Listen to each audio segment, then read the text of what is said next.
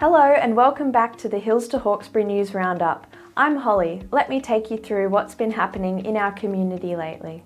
A community meeting organised by the Save Fred Caterson Reserve Action Group was held on the 24th of August to highlight concerns about development plans for Fred Caterson Reserve in Castle Hill.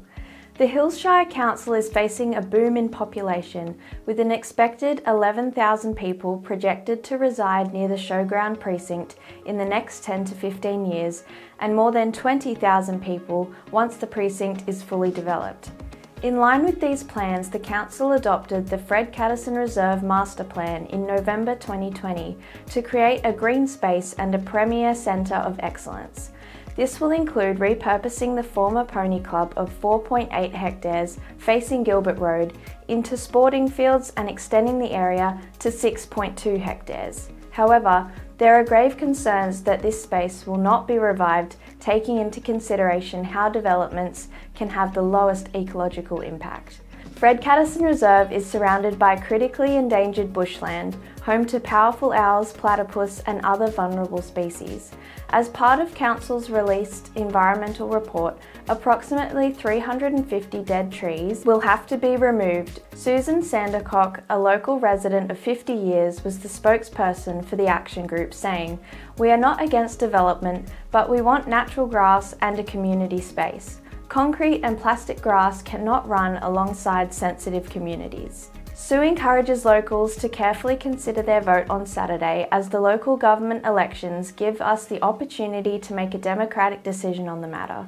For more information, you can visit Council's Master Plan at Fred Caterson Reserve Master Plan, and also join the Facebook group Save Fred Caterson Reserve Action Group. A family of 7 lost everything they owned when a recent fire destroyed their North Richmond home. Ray Hines, his stepson Todd Prattley, and 5 foster children aged from 7 to 16 years old have been left reeling by the incident, which was believed to have been caused by an electrical fault. Over 35 firefighters from 7 Fire and Rescue New South Wales and 1 RFS brigade tackled the blaze, which broke out just before 3:30 on Sunday the 26th of August at the 2-storey home in Flinders Place. Todd said he and 4 of the children were at a new park just down the road when he got the call from the 14-year-old who had remained behind.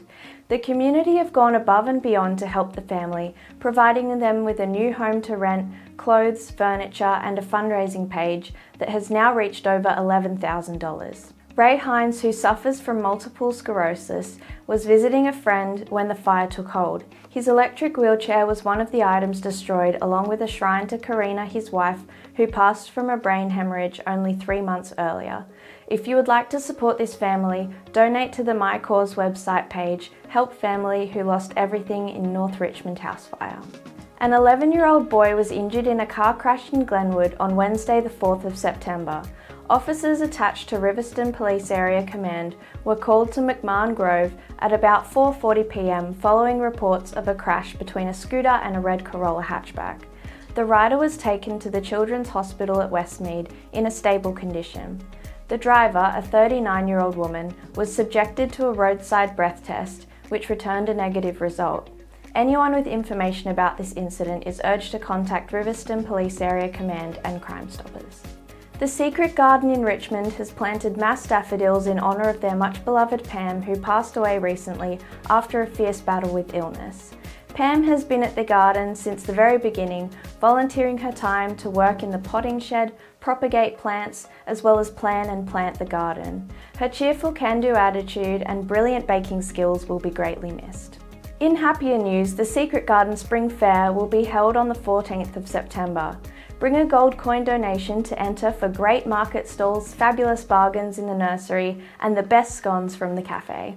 And the Spring Fun still continues across the whole of September, with the next major celebration being the Rouse Hill Orange Blossom Festival Street Parade on the 21st. The event will begin at 11 a.m, featuring hundreds of musicians, dancers, acrobats and performers marching down the main street. Keep an eye out for the Hills District Pipe Band, the Hills SES unit and the Millennium Marching Band. There will also be free face painting, a sensory space and a pottery workshop for the young ones. And of course, you can't miss Bluey's live interactive experience. The main streets of the town centre may be affected by the parade, so visitors are encouraged to travel the metro or bus networks between 11 a.m. and 4 p.m. A reminder that the local government elections are on Saturday the 14th of September.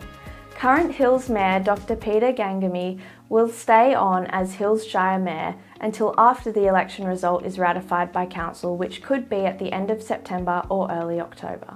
We asked the 3 mayoral candidates in the Hills why they are standing. You can read their responses in full detail on pages 6 and 7 of the current Hills to Hawkesbury issue. And remember to grab a democracy sausage or sweet treat after you vote to support our local community groups and school P&C associations who are lending their venues to the public as a polling station for the day. Our feel-good story this week is very exciting. The Hawkesbury's Jasmine Haydon is a newly minted silver medallist for Boccia at the 2024 Paris Paralympics.